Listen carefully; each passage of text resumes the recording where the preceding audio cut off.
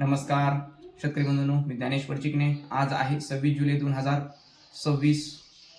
शेतकरी बंधूंनो, पश्चिम महाराष्ट्रामध्ये खूप मोठ्या प्रमाणामध्ये पाऊस झालेला आहे, पडलेला आहे. आणि आपलं आनंदाची बातमी म्हणजे जे मराठवाड्याचं ताण भागवणारं जायकवाडी धरण आणि उजनी धरण, हे उजनी धरण शेतकरी बंधूंनो 75% भरत आलेलं आहे शेतकरी बंधूंनो.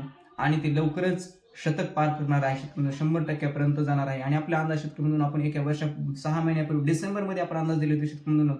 आणि वारंवार आपण अंदाज दिले शेतकरी म्हणून की ह्या वर्षी अल्निनो जरी असला तरी ह्या वर्षी पाऊस मात्र एकूण मान्सूनचं म्हटलं की पूर्ण 4 महिन्याचा पाऊस असतो शेतकरी म्हणून. तर पूर्ण 4 महिन्यामध्ये तो सरासरी पूर्ण करणार, सरासरीपेक्षा अधिक सुद्धा देखील पडणार, आपण असे अंदाज वारंवार शेतकरी बंधूंनो दिलेले होते.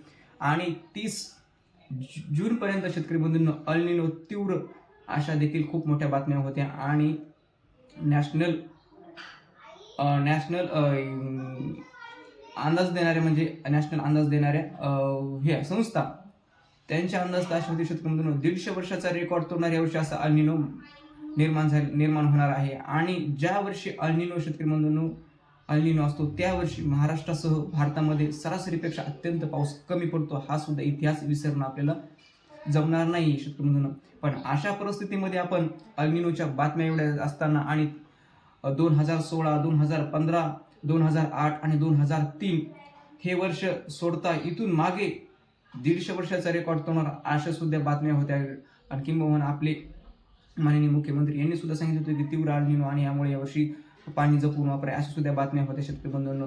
आणि अनेकांचे देखील अंदाज होते की यावर्षी दुष्काळ पडणार आहे. पण आपण ठामपणे शेतकरी बंधूंना अंदाज दिलेले होते की यावर्षी धरणं भरणार. आणि धरणं भरणार हे अंदाज कुणी देत नाही, ज्यांना मला जेवढा अभ्यास आहे तोच मी अंदाज देतो शेतकरी बंधूंनो. आणि तोही अंदाज इतके विश्वासाने दिलेला शेतकरी बंधूंनो.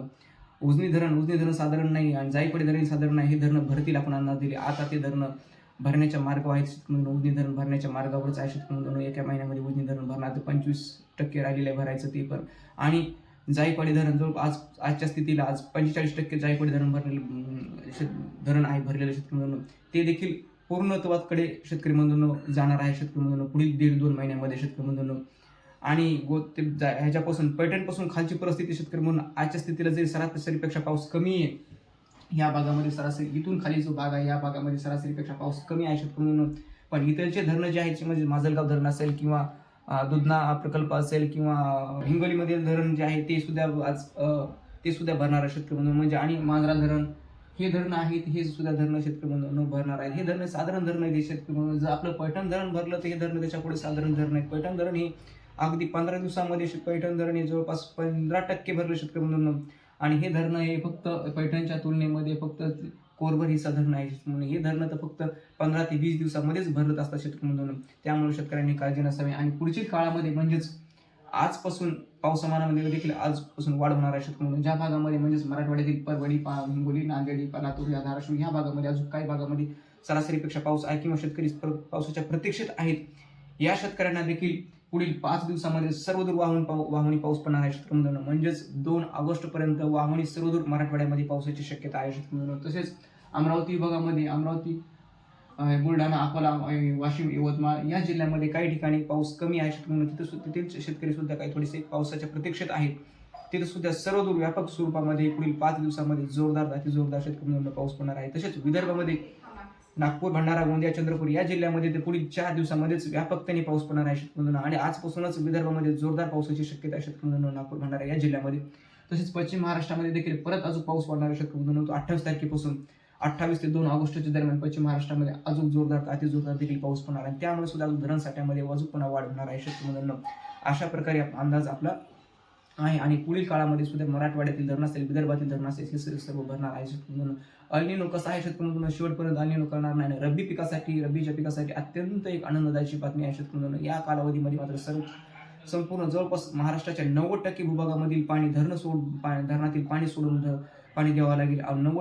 10%, 5 ते 10% धरणातील जवळपास साठा हा 100% पूर्णत्वाकडे जाण्याची देखील शक्यता आहे शेतकरी मित्रांनो. हा पण अंदाज आहे, आज देत नाही शेतकरी मित्रांनो. आपण अंदाज हा गेली डिसेंबरच्या अगोदर ह्या पावसाळ्यामध्ये देखील आपण अंदाज असे दिलेले होते की पुढच्या वर्षी देखील पूर येणार म्हणून गोदावरीला असेल, असे सुद्धा आपण अंदाज दिलेले आहे. आणि ते अंदाज आपले सत्यतामध्ये खरेच उतरत आहे शेतकरी मित्रांनो. ज्या प्रकारे 30 जूनपर्यंत अल्निनोचे अंदाज दिले महाभयंकर यावर्षी दुष्काळ पडणार, त्यांचे आज मार्क मायनस होत आहे. शेतकरी बंधूंनो, मायनसमध्ये चालत आहेत मार्क. आणि ज्या प्रकारे आपण ठामपणे अंदाज दिला होता त्या परिस्थितीमध्ये तर आज आपल्याला मार्क जे आहे ते म्हणजेच पाऊस जे अंदाजाचे मार्क आहे ते आपले प्लसमध्ये जात आहे. शेतकरी बंधूंनो, ही आनंदाची शेतकरी बातमी आहे शेतकरी बंधूंनो.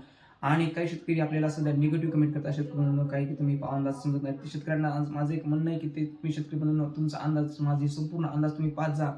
आणि जर तुम्ही नवीन असाल तर तुम्ही मागचे देखील अंदाज पहा, नंतरच कमेंट करा तुम्ही शेतकरी बंधूंनो माझे अंदाज काय असतात. तर हे तुम्हाला सांगण्याची गरज देखील राहणार नाही शेतकरी बंधूंनो. वारंवार आपण 1-1.5 वर्षापासून सांगितले की यावर्षी सुद्धा चांगला पाऊस पडणार आणि त्याच अंदाजावर मी आतापर्यंत ठाम आहे शेतकरी बंधूंनो. तर हा झाला शेतकरी बंधूंनो आपला अंदाज. धन्यवाद. आपल्या फेसबुक पेजला देखील फॉलो करायला विसरू नका. धन्यवाद.